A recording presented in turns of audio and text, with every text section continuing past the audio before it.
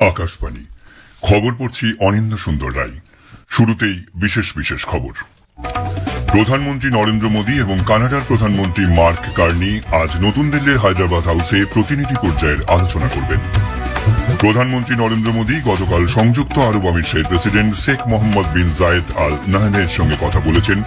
সংযুক্ত আরব আমিরশাহীর ওপর হামলার ও প্রাণহানির তীব্র নিন্দা করেছেন শ্রী মোদী।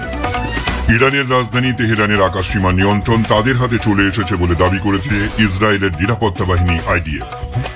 বিজেপির পরিবর্তন যাত্রা কর্মসূচিতে যোগ দিতে আজ রাজ্যে আসছেন কেন্দ্রীয় স্বরাষ্ট্রমন্ত্রী তথা অন্যতম শীর্ষ বিজেপি নেতা অমিত শাহ।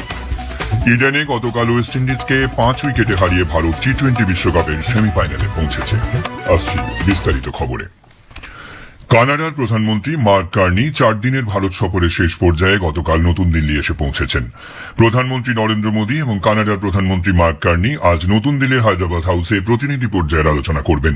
উভয় নেতা ভারত কানাডা কৌশলগত অংশীদারিত্বের বিভিন্ন ক্ষেত্রের অগ্রগতি সহ বাণিজ্য, বিনিয়োগ, জ্বালানি, গুরুত্বপূর্ণ খনিজ, কৃষি, শিক্ষা, গবেষণা এবং উদ্ভাবনের মতো গুরুত্বপূর্ণ বিষয়গুলিও পর্যালোচনা করবেন।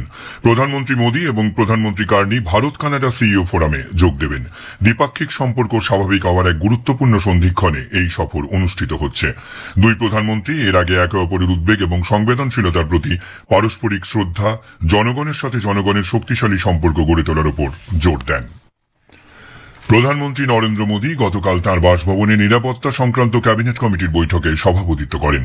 স্বরাষ্ট্রমন্ত্রী অমিত শাহ, প্রতিরক্ষামন্ত্রী রাজনাথ সিং, বিদেশমন্ত্রী এস জয়শঙ্কর এবং অর্থমন্ত্রী নির্মলা সীতারামন নিরাপত্তা ও কৌশলগত বিষয়ে দেশের শীর্ষ নীতি নির্ধারক সংস্থা সিসিএস এর এই বৈঠকে উপস্থিত ছিলেন। ক্রমবর্ধমান ইরান ইসরায়েল মার্কিন সংঘাতের ফলে উদ্ভূত দ্রুত পরিবর্তনশীল বিশ্ব পরিস্থিতির বিষয়ে পর্যালোচনা করতে এই বৈঠক অনুষ্ঠিত হয়। প্রধানমন্ত্রী নরেন্দ্র মোদী গতকাল সংযুক্ত আরব আমিরশাহীর প্রেসিডেন্ট শেখ মোহাম্মদ বিন জায়েদ আল নাহয়ানের সঙ্গে কথা বলেছেন। সংযুক্ত আরব আমিরশাহীর ওপর হামলার ও প্রাণহানির তীব্র নিন্দা করেছেন শ্রী মোদী। কঠিন সময়ে ভারত ইইউ এর পাশে আছে বলেও জানিয়েছেন প্রধানমন্ত্রী। সেখানে বসবাসকারী ভারতীয়দের সুরক্ষা দেওয়ার জন্য প্রেসিডেন্ট শেখকে ধন্যবাদ জানিয়েছেন নরেন্দ্র মোদী। সামাজিক মাধ্যমে এক বার্তায় প্রধানমন্ত্রী বলেছেন, ভারত উত্তেজনা প্রশমন, আঞ্চলিক শান্তি, নিরাপত্তা ও স্থিরতার পক্ষে। পশ্চিম এশিয়ার বর্তমান পরিস্থিতি নিয়ে গতকাল ইসরায়েলের প্রধানমন্ত্রী বেঞ্জামিন নেতানিয়াহুর সঙ্গে কথা বলেছেন প্রধানমন্ত্রী নরেন্দ্র মোদী। সামাজিক মাধ্যমে এক বার্তায় শ্রী মোদী জানিয়েছেন, ওই অঞ্চলের সাম্প্রতিক পরিস্থিতি নিয়ে তাদের মধ্যে কথা হয়েছে। সাধারণ নাগরিকদের সুরক্ষার উপর জোর দিয়েছেন প্রধানমন্ত্রী। দ্রুত সমস্যার সমাধানের উপর জোর দিয়েছেন তিনি। ইরানের সর্বোচ্চ নেতা আয়াতুল্লাহ আলী খামেনেই নিহত হওয়ার পর প্রবীণ ধর্মীয় নেতা আয়াতুল্লাহ আলী রেজা আরাফি সে দেশের অন্তর্বর্তী সর্বোচ্চ নেতা নির্বাচিত হয়েছেন। সরকারি সংবাদ সংস্থা ইসনা জানিয়েছে, আরাফিকে অস্থায়ী নেতৃত্ব পরিষদের জুরি সদস্য হিসেবে সর্বোচ্চ নেতার দায়িত্ব দেওয়া হয়েছে। ইরানের সাংবিধানিক পদ্ধতি অনুযায়ী স্থায়ী সর্বোচ্চ নেতা নির্বাচনের আগে পর্যন্ত আরাফি এই দায়িত্ব পালন করবেন। উল্লেখ্য, ইরানের সংবিধান অনুযায়ী অন্তর্বর্তী পরিষদে থাকেন রাষ্ট্রপতি, প্রধান বিচারপতি এবং গার্ডিয়ান কাউন্সিল থেকে একজন ধর্মীয় নেতা। খামেনেইয়ের মৃত্যুর পর দেশের এই অস্থির সময়ে এরাই যুগ্মভাবে ইরানের নেতৃত্ব দেবেন। মার্কিন সেনাবাহিনীর সেন্ট্রাল কমান্ড জানিয়েছে যে ইরানের বিরুদ্ধে মার্কিন অভিযানের সময় 3 জন মার্কিন সেনা নিহত এবং 5 জন গুরুতর আহত হয়েছেন।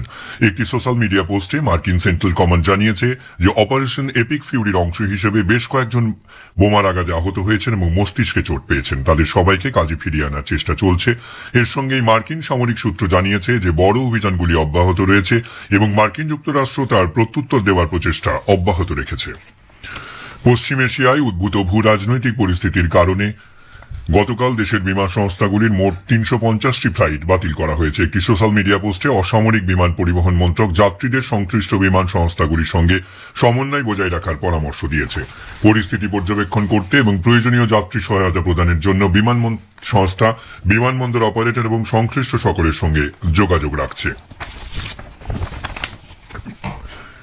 ইরানের সর্বোচ্চ ধর্মীয় নেতা আয়াতুল্লাহ আলী খামেনির হত্যার পর ইরানে মার্কিন ইসরায়েলি বিমান হামলা অব্যাহত রয়েছে। তেহরানে বিস্ফোরণের খবর পাওয়া গেছে। ইসরায়েল জানিয়েছে তারা ইরানের রাজধানীর কেন্দ্রস্থলে অভিযান সম্প্রসারণ করেছে।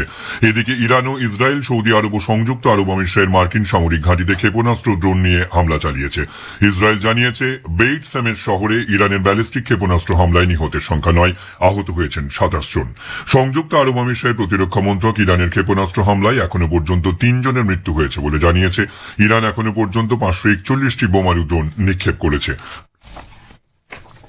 আসন্ন বিধানসভা নির্বাচনকে সামনে রেখে গতকাল রাজ্যে শুরু হয়েছে বিজেপির পরিবর্তন যাত্রা। দলের এই কর্মসূচিতে যোগ দিতে আজ রাজ্যে আসছেন কেন্দ্রীয় স্বরাষ্ট্রমন্ত্রী তথা অন্যতম শীর্ষ বিজেপি নেতা অমিত শাহ। দুপুর 1:30 নাগাদ কলকাতা বিমানবন্দরে নামার পর দক্ষিণ 24 পরগনার রায়দিঘিতে পরিবর্তন যাত্রার সভায় বক্তব্য রাখবেন তিনি। আজই তার দিল্লি ফিরে যাওয়ার কথা। আজ মোট 5টি জায়গাতে হবে বিজেপির পরিবর্তন যাত্রা। হাওড়ার আমতা বিধানসভা, জয়পুর আমরাগুড়ি অ্যাথলেটিক ক্লাবের মাঠে পরিবর্তন যাত্রায় অংশ নেবেন বরিষ্ঠ বিজেপি নেতা তথা প্রতিরক্ষা মন্ত্রী রাজনাথ সিং। উপস্থিত থাকবেন রাজ্য বিজেপি সভাপতি শ্রমিক ভট্টাচার্য। উত্তর 24 পরগনার সন্দেশখালী বয়ারমারি ক্লাবের মাঠে দলীয় কর্মসূচিতে যোগ দেবেন কেন্দ্রীয় কৃষিমন্ত্রী শিবরাজ সিং চৌহান। সেখানে উপস্থিত থাকবেন বিরোধী দলনেতা শুভেন্দু অধিকারী, কেন্দ্রীয় প্রতিমন্ত্রী শান্তনু ঠাকুর, লকেট চ্যাটার্জি প্রমুখ। বর্ধমানের হাসন বিধানসভা তারাপুরে পরিবর্তন যাত্রায় যোগ দেবেন মহারাষ্ট্রের মুখ্যমন্ত্রী দেবেন্দ্র ফডনবিস এবং মিঠুন চক্রবর্তী। মালদার ইসলামপুরে এই কর্মসূচিতে অংশ নেবেন বিজেপি সর্বভারতীয় সভাপতি নীতিন নবীন এবং প্রাক্তন রাজ্য সভাপতি দিলীপ ঘোষ। কলকাতার ব্রিগেড প্যারেড গ্রাউন্ডে আগামী 15ই মার্চ প্রধানমন্ত্রী নরেন্দ্র মোদীর সমাবেশের মধ্য দিয়ে পরিবর্তন যাত্রা কর্মসূচির সমাপ্তি হবে। এই খবর শুনছেন আকাশবাণী থেকে। কেন্দ্রীয় কৃষিমন্ত্রী শিবরাজ সিং চৌহান বলেছেন, কৃষকদের স্বার্থে সরকার 2টি বড় সংস্কার কার্যকর করতে চলেছে। এগুলি হল নতুন বীজ আইন এবং সংশোধিত কীটনাশক আইন। উত্তরাখণ্ডের মুসৌরিতে এক সাংবাদিক সম্মেলনে মন্ত্রী আরো জানান যে সরকার একটি বড় ডিজিটাল প্ল্যাটফর্ম আপডেট করেছে। এক ভারত উদ্যোগের অধীনে কৃষকরা যাতে এক জায়গায় প্রয়োজনীয় সমস্ত তথ্য পেতে সক্ষম হন, সেজন্য একটি এআই ভিত্তিক সিস্টেম তৈরি করা হয়েছে। শ্রী চৌহান বলেন যে সরকারের লক্ষ্য প্রযুক্তি এবং শক্তিশালী আইন প্রয়োগের মাধ্যমে কৃষকদের ক্ষমতায়ন করা, যাতে কৃষি উৎপাদন বৃদ্ধি পায় এবং কৃষকদের আয় বৃদ্ধি পায়।